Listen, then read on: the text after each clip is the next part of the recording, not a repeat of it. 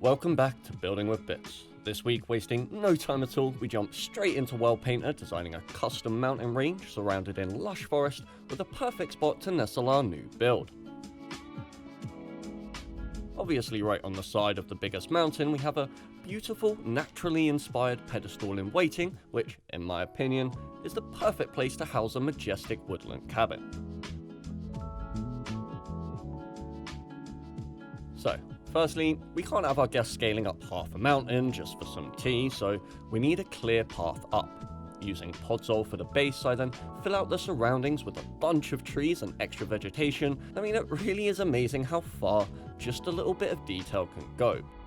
But this is me, so we're going to take that even further by using little tiles to create our own assets. Starting pretty simply with a variety of mossy rocks, and got some bigger ones there for the outskirts of the path, and we can use the smaller ones along the center. And secondly, we also designed some bushes, various grass patches, and some random leaves that we can scatter about for an extra layer of detail.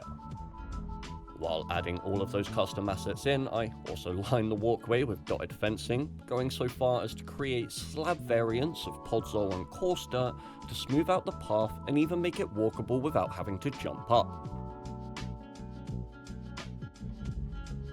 Walking down this feels really good so far, but even with all the extra detail, I still can't get over how much better it looks with those podzol slabs. I mean, seriously, Mojang, if we're gonna have waxed, lightly weathered, cut copper stairs, podzol slab doesn't seem so bad. That's just my opinion anyway. Firstly, we get started on the foundations of our cabin, etching into some crackstone brick to get that 3D texture finish on the floor. Then, forming our logs into cylinders, I start framing out exactly how big I want the cabin to be, finishing off the walls with a nice seamless connection to the ground. We then move on to the roof. Here you can see me using white wool to draw my roof panels onto. The best bit about this process is the concept of building a curved structure like this hasn't really changed at all. Like, I'm still measuring out the blocks in the same positions as I usually would to achieve a curved effect, but with the slicer I can then simply fill in the gaps from one corner to the next to get that smooth surface. And this is true no matter what scale you build, although not quite so smooth in our case. As you can see when we zoom in, I've indented the panels at regular intervals, a pretty subtle effect, but one that adds some much needed depth to that wooden texture. With depth in mind, I come round to embolden the edges of the roof with that beautiful dark oak. Then, copying it over to the back, we slide round to the side where I bring down the roof another block's length so we get a little overhang, plus covering up those logs sticking out there. I really wasn't too keen on those. We also added the slanted extension to the central beam of the roof at the front of the building, along with a bunch more detail. I mean, at this point, I was just going a bit overboard. You can let me know if all the little details are worth it, and while you're down there, you know, might as well hit that button.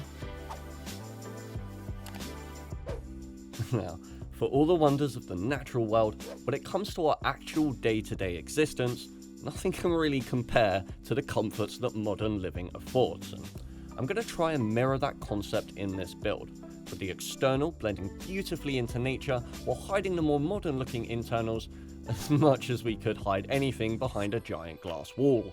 We do fill in the back a bit more, at least, since that's where the bedroom will be. I figured a little privacy would be nice.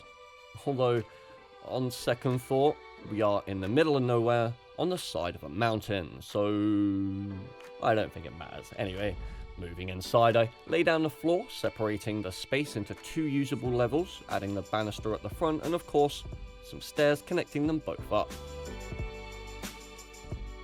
Now I need to separate off areas for each of the rooms, and here you can see me designing the walls for the kitchen. A base of white with this horizontal pattern over the top to convey a wider feeling to the room, finishing it off with a little toilet room at the back, and moving back upstairs we actually finish off the floor and add in the walls for the bedroom.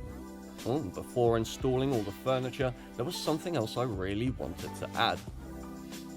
Given our location, the amazing views, it would seem a waste not to have a place to relax by a fire, safely, you know, without burning down half a state. So doing just that, we build ourselves a little fire pit. We even make use of that particle block to add some cool flame and smoke effects to really polish off the scene. I'm actually super happy with how this little fire pit turned out. This is just beautiful. And after integrating the build with the rest of the mountainside, we start work on the furniture, which I'm actually going to save for the tour. This is just a bunch of stuff I put on top of the furniture, books and cups and stuff like that, for extra detail. Oh, and obviously we need some doors. Fortunately, there's only 3 rooms since the rest of the space is all open plan, so including the outside we need 4 doors, plus a double door, which is 2 doors, but I can use one of the double doors as a single door, so really I only need 3 doors plus a double door, which means I only build 5 doors, then place 4 sets of doors or 6 individual doors. That makes sense, right? Anyway, let's take a look around.